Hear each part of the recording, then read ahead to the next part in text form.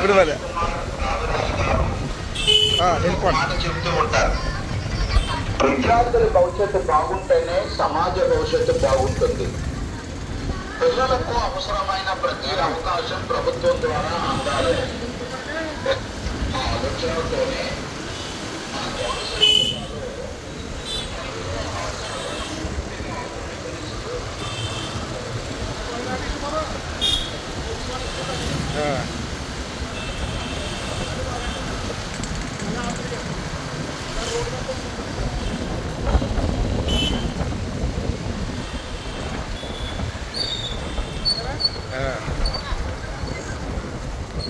Okay. Road మధ్యలో పెట్టి వదిలేసారనుకోండి, అలా మనల్ని దాటి వెళ్తుంటారు.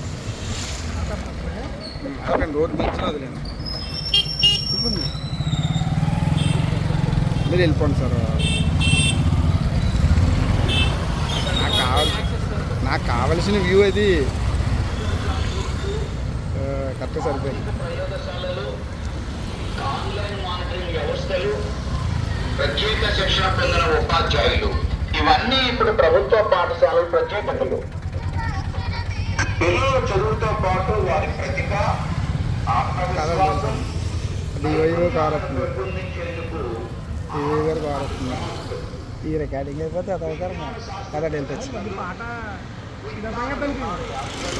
పదండి వెళ్ళిపోవచ్చు, వెళ్ళిపోతారు.